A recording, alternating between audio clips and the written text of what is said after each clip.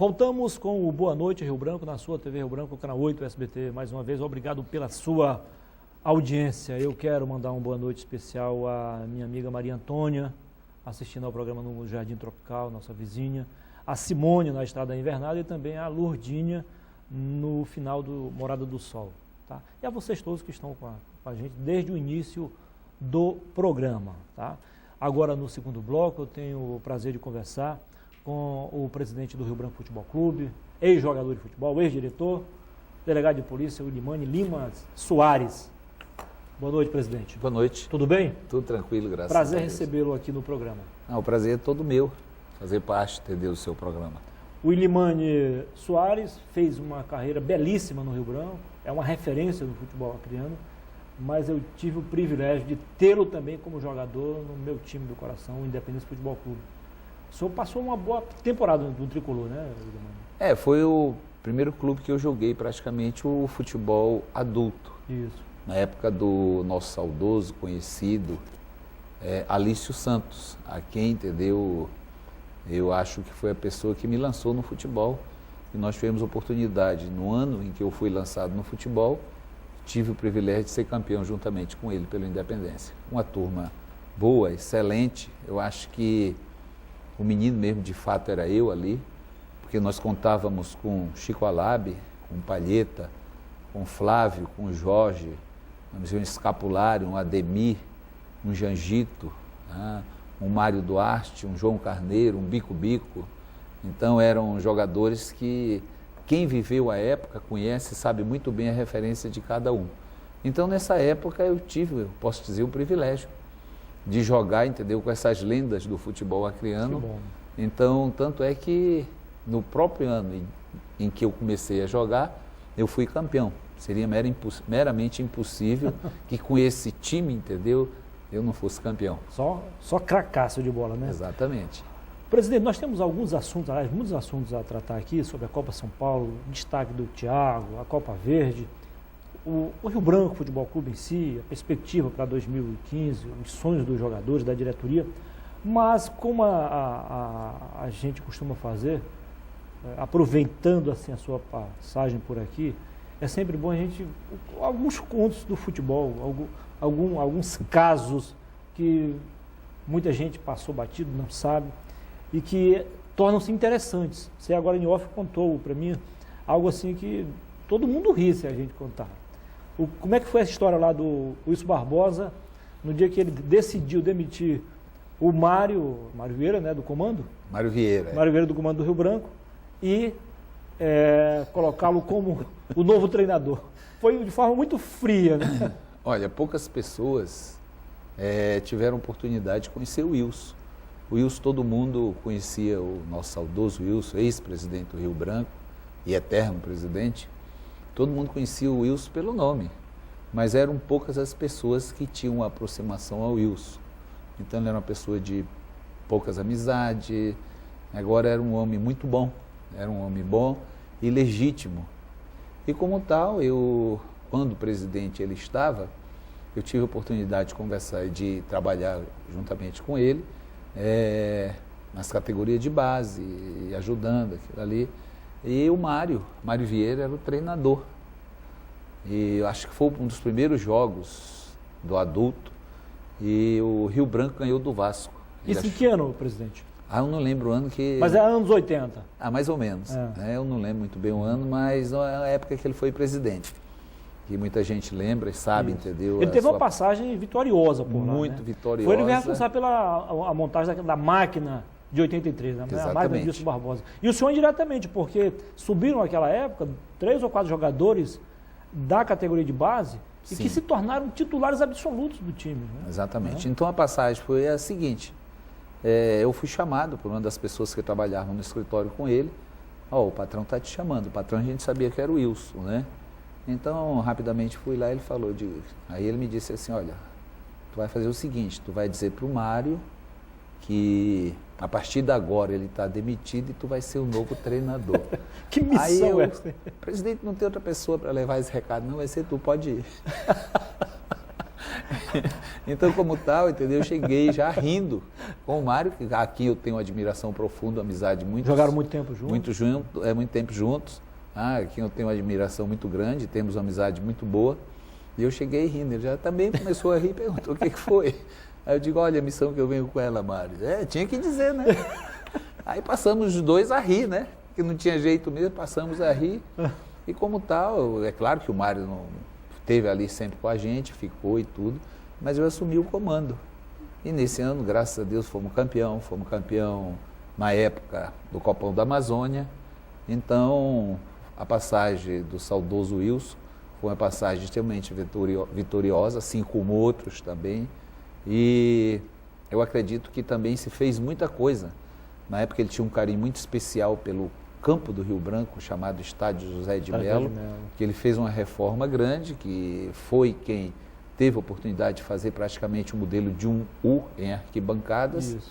E, como tal, teve um panorama totalmente diferente daquele que a gente tinha de campo. Então passou mais ou menos a ter uma cara de estádio. Com certeza, uma passagem vitoriosa em todos os sentidos, em termos de resultados e também em termos de estrutura, né, do time. Presidente, vocês acabam de chegar de São Paulo, disputar a Copa São Paulo de Futebol Júniores. Rio Branco não se classificou, mas não foi feio, não envergonhou o Acre. E ainda de sobra pode oferecer a alguns jogadores a oportunidade de se tornarem também profissionais em nível nacional, como foi o goleiro Everton. E acima de tudo é um goleiro também, né? Coincidência, é um goleiro. Coincidentemente Thiago, é um goleiro. O Thiago é um garoto que vem trabalhando conosco já há muito tempo, vem das categorias bem inferiores mesmo, mirim. E o Thiago eu sempre vi, entendeu, uma maneira promissora na carreira de não só de atleta, como também de goleiro. É um menino de uma índole muito boa, é uma pessoa que não mede esforços exatamente para trabalhar. E no futebol nós precisamos de quem tenha dedicação, quem goste de trabalhar. Acima de tudo, a posição, entendeu, que ele joga, que é o goleiro. Então nós levamos o Thiago tem apenas 16 anos, fará 17 anos este ano. E como tal, lá, entendeu, nós soltamos todos os panfletos que tinha a escalação de todos os atletas do Rio Branco. Isso é normal na Copa São Paulo, porque enchem as arquibancadas, muitas vezes mais curiosos do que torcedores, e aqueles curiosos também embutidos de empresários, ali aparecem e ficam garimpando todo e qualquer jogador que se destaca naquela competição. Então o Thiago se destacou, não só no primeiro jogo, como nos outros jogos também, evidentemente que teve suas falhas, isso é normal, um menino da idade dele, seria um fenômeno se não falhasse com a idade que ele está. Mas de qualquer maneira chamou a atenção. E um empresário, que a gente pode dizer renomado do futebol brasileiro, teve a oportunidade de nos procurar e ofereceu alguma coisa que seja, entendeu, bom para o Thiago e, consequentemente, bom, entendeu, para o Rio Branco. Que não vamos fazer... Hoje o Thiago, ele tem vínculo com o clube, ele é um atleta que tem um contrato não profissional até os 20 anos, como vários também têm. Então, ele vinculado ao clube, tivemos a oportunidade de conversar com o empresário, e o empresário mostrou que ele poderia ir para as grandes equipes do futebol brasileiro. E como tal, quando eu fui procurado por alguns clubes de destaque no futebol, eu falei que a gente já tinha uma pessoa encarregada de negociar exatamente com o clube Thiago. Então, nós fomos procurados por esses clubes de destaque, inclusive ele nominou alguns, e eu achei por bem que o Thiago deveria começar num time mais modesto, um time do Paraná, que no momento apareceu Cruzeiro, Inter, São Paulo, Palmeiras, né? Eu achei que ele deveria começar num time que tenha uma boa qualificação dentro do cenário nacional, tenha um bom trabalho de base, que é o Figueirense, de Santa Catarina. Isso. E como tal, eu acho que seja o local ideal e o lugar bom para que ele inicie, se porventura isso venha a se concretizar, a carreira no cenário nacional, principalmente a dele, que lá a gente sabe, entendeu, que tem tudo praticamente para as categorias de base. Vai sair do norte para o sul, onde está o acreano também, o Everton. Pelo incrível que pareça. É mais pertinho, um goleiro, né? E ali ficarão se der tudo certo, ficarão próximos um ao outro. Você me contou um tempo, lá em uma farmácia, a gente estava fazendo compra, o drama seu e do próprio Everton, para que o Everton não voltasse para cá e desperdiçasse a oportunidade que estava sendo dada, aquela oportunidade, aquela época, em São Paulo, né? Precisamente no próprio São Paulo. Né? Não, era no Corinthians. No Corinthians, digo, no Corinthians.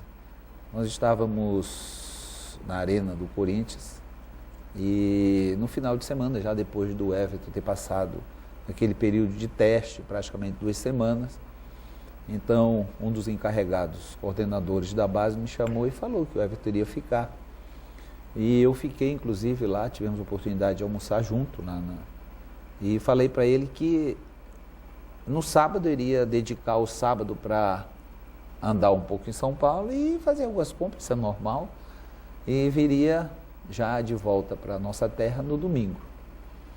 No sábado, antes de sair para as compras, ele me liga dizendo que não queria ficar, né?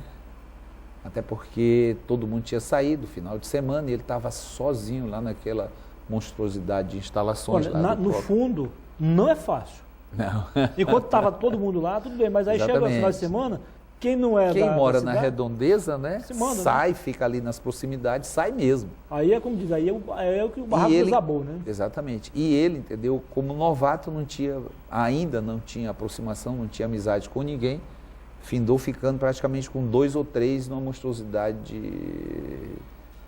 de alojamento daquele que era o do Corinthians na época, que hoje é o estádio lá, né? Então ele me ligou. A maioria fracassa mesmo, infelizmente. Até porque psicológica. A pessoa tem que ter determinação, tem que muitas vezes, entendeu, existir um pouco de sacrifício. Com certeza. E a dedicação e o trabalho em si, que não deixa de ser, entendeu, extremamente penoso e adquire, entendeu, muito sacrifício, muita dedicação acima de tudo. E só vence mesmo aqueles que têm essa aptidão e querem vencer. Porque aí chega o momento em que você sente saudade do pai, da mãe, dos irmãos, dos vizinhos, dos coleguinhas do bairro. Com certeza. Então o Everton me ligou e disse que tinha saído da República. Eu disse, como? Ele disse, eu pulei o muro. O muro de lá era um muro de aproximadamente uns 5 metros. Eu digo, como, Everton? Pulou aquele muro? Não, saí, tive que sair. E estou aqui na estação do metrô, onde a gente sempre desce naquele telefone que eu costumo ligar. Rapidamente eu peguei o metrô, me mandei para lá, encontrei com ele lá, inclusive estava chorando, né? Claro, aí cheguei, conversei. Ele tinha quantos anos na época? O Everton na época deveria ter 16 anos. Era uma criança, né? Era um menino ainda. E é comum acontecer isso com a maioria, com né? Com certeza, não é só com o Everton não é só com o jogador do Acre. Pode até não acontecer com quem vive ali nas proximidades, mas quem tem uma distância maior, é como se diz, entendeu? Na gíria mesmo, popular. A pessoa chega a pirar, né? Então foi difícil retornar com ele até lá a República. Lá a pessoa que tomava conta da portaria lá era o Zé Maria, o super Zé Maria, nosso lateral, ex-seleção brasileira, Corinthians, né? Então eu cheguei lá e ele, eu digo, não, a gente está voltando, que o Everton saiu comigo. Você não falou nada do... Não do ocorrido, nada. Não, deixa ele aí e tal, continua alojado. Cheguei lá e encontrei com a pessoa que era encarregado, contei para ele o que de fato mesmo tinha acontecido. Fiquei lá conversando com ele aproximadamente mais de 1 hora, quase 2 horas, e ele chegou à conclusão que deveria fazer esse sacrifício e ficar. Agora, o que o senhor argumentou para fazê-lo mudar, né? De... Família. Eu acho que numa hora dessa... Ou seja, ele estava sofrendo por causa da família e o senhor usou a família para fazer Exatamente, mostrando para ele, olha, hoje, entendeu, tu estás sofrendo pela família. Mas amanhã tu pode, entendeu, muito bem suprir esse sofrimento e dar um conforto à família. Eu acredito que ele seja muito grato ao senhor hoje, né? Porque se não fosse o conselho, o momento, né? Naquele momento, o momento foi voltado para cá para baixar. Foi muito importante, inclusive não só eu, como também a pessoa que era encarregado do próprio alojamento do Corinthians em aceitar que ele ficasse ali. Ele disse, olha, a gente vai aceitar, faz de conta que nada aconteceu, porque isso não é o primeiro e nem vai ser o último. E como tal, ficou lá, graças a Deus, e hoje é o Everton ainda. Entre os 5 melhores goleiros do país e o mundo inteiro virado e focado em entender o Everton para poder talvez contar com os seus serviços futebolísticos. E o que me impressiona clube, no né? Everton não é só o desempenho dele no jogo, a desenvoltura dele no jogo, é a regularidade dele.